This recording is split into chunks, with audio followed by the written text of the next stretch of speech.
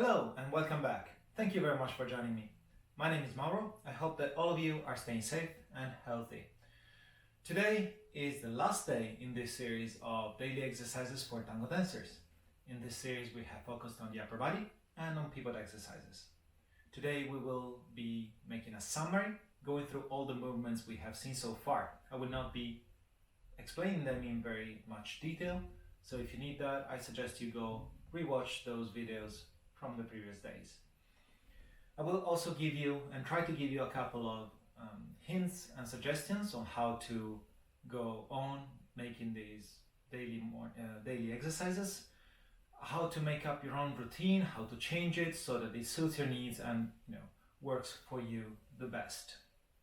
As always, I suggest to start every routine with some stretching. You can choose the stretching exercises you prefer, check every day which, just rotate them, try new ones every day and see which you need the most and which are more easy for you. And try to put the ones where you're a bit weaker in a bit more often. Okay, so try to do a bit more often those that you're weakest in, but do not stress too much. Let's start with stretching a bit the neck.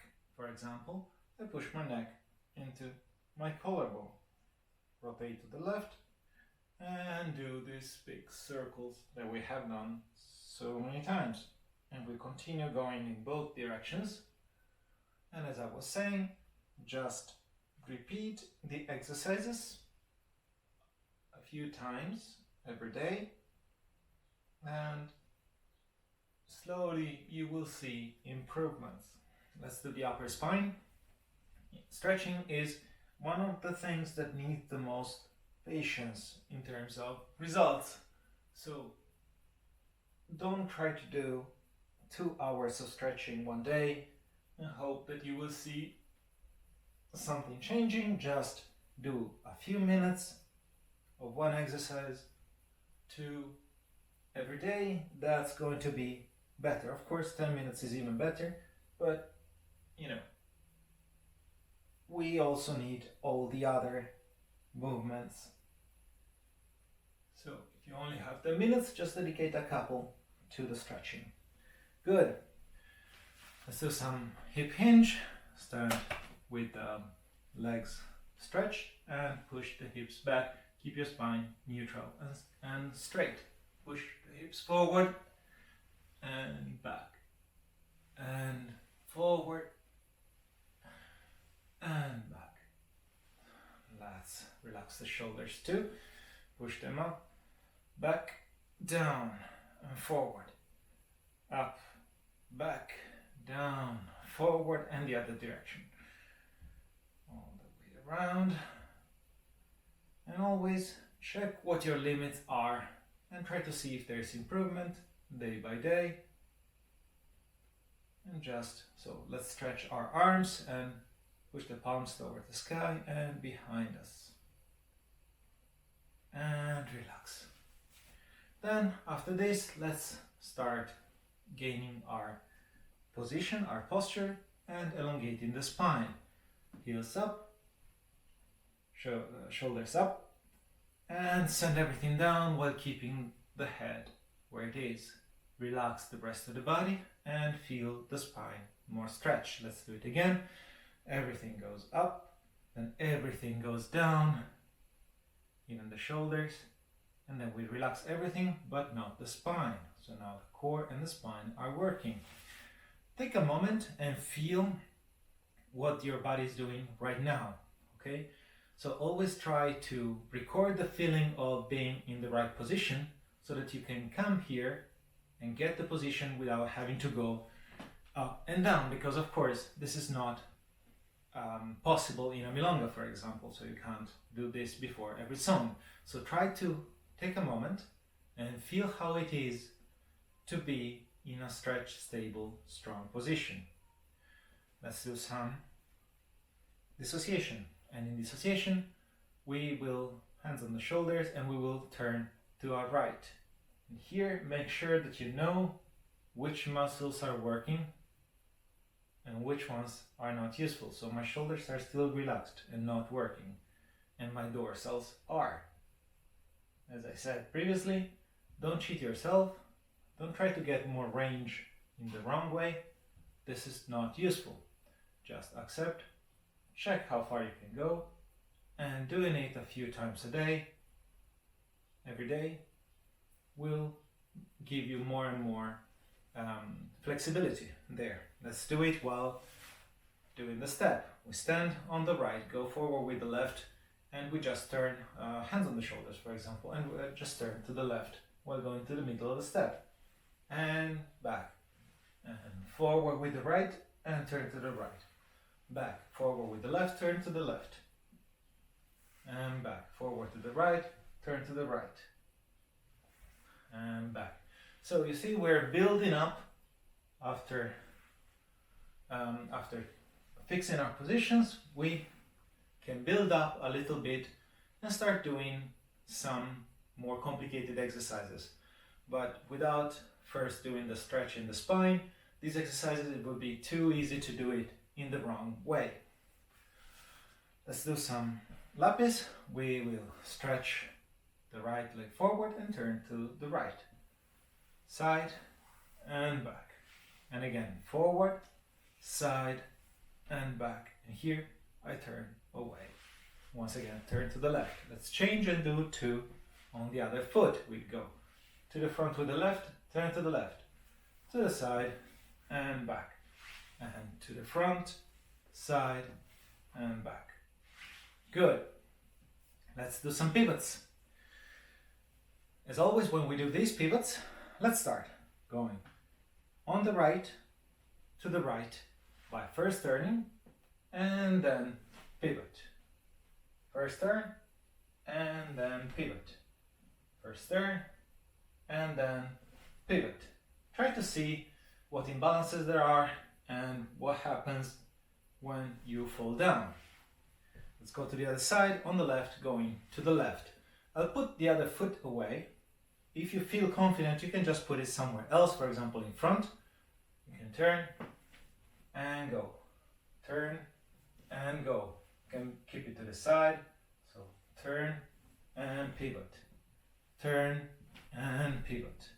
You can keep it back, for example. Let's do going on the right and rotating to the left. I can keep the other foot to the back. I first turn and then pivot. I first turn and then pivot. I first turn and then pivot. Last one, turn and then pivot. You can be creative here. Just try to make sure that wherever this other foot is, you're not using it and it doesn't bother you, okay? You have to be able to do these pivots with the other foot free. So just put it somewhere and forget about it. Don't use it. Let's go on the left to the right. So once again, turn first and pivot. Turn first and pivot. Every time check that your spine is stretched and nice and elongated. Turn and pivot. Turn and pivot. Now we'll do pivot and then turn. So let's start again. Right, going to the right. We go. First pivot and turn. First pivot and turn. First pivot and turn. First pivot and turn to the left. So first we pivot and then we turn. First we pivot and we turn. And try not to send the body first, okay? Don't use the other leg. I'll put it somewhere here, for example, right? So first pivot and then I turn. And then I pivot and then I turn. On the right, going to the left. Do as many repetitions of the ones you feel are the weakest as you have time to. So if I feel that going to the inside with the foot is the hardest part, I will do this one with two turns. I will do two turns in that direction, for example. On the right, going to the left, I will first turn and then go. Then first turn, then go. Then first turn and go. Then first turn and go. On the left, going to the right. And I will first turn and go. Turn and go. Turn and go. Turn and go. Now, the last one exercise, the hardest for me, is turning in a block. The other foot goes away, I'll go to the right, on the right, and I will turn in a block. And here, try to make sure that you understand when you're falling and when you're not, and try to catch yourself from falling before it happens. So not with the other foot. Try to understand why you fall, and try to feel that you're going to fall before it happens. It's fine to do it. So allow yourself to fail it. It's fine to fall as long as you understand it a few moments before. Because then when you're in a milonga and you feel that you're about to fall, you will have time to solve the problem before it's too late. So most of these exercises, what is the most important thing about it is that you will learn how far you can push before you lose your balance. Okay? So and that's much more important than doing a lot of turn. Let's go to the left with the left in the meantime. So it's much more important to know what your limits are so that you can avoid problems during a milonga than pushing for the range. We don't need a lot of range. We just need to know when the problems are going to happen, when we're going to fall down before it happens. And then it happens, that's something I do all the time. When I'm dancing, I'm on the right going to the left. In the meantime, when I'm dancing, it happens all the time that I will lose balance. I will try something that is too hard. But I will feel it before, and I will change weight, or put the other foot down, or just put the heel down sometimes, and solve the problem before anyone can see it, because I know before, and I know by body.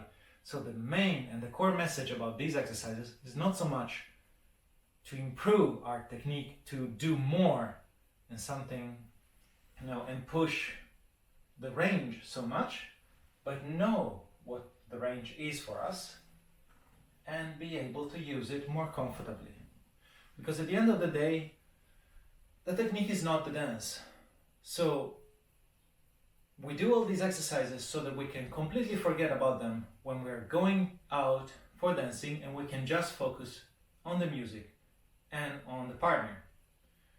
That's what matters in tango, not how long we can pivot or how precise we are with the foot. In a milonga, we will cheat, we will use every trick in order not to fall down, and we will not care about it, because that's not the point. Finally, I suggest that after finishing the hard exercises, you still take time to relax a little bit. Whenever we change our posture or some movements, it's very easy to have some muscles that are tense. So take the time to go and check which muscles are hard, and massage them, maybe relax them by rotating your neck, relax your legs and arms, rotate your shoulders a few times, hang your arms down and roll up slowly until we are straight back and we are done. So once again, and last time for this series, thank you very much for joining me. I hope you enjoyed it. If you did, please of course like and subscribe, and let me know if you have any comments, suggestions and questions. Write them down below. I hope to see you soon. We will probably upload some new videos in the future. We don't have fixed plans, but we have some ideas that we're trying to put in practice. Until then, I hope you stay safe and healthy. Bye bye.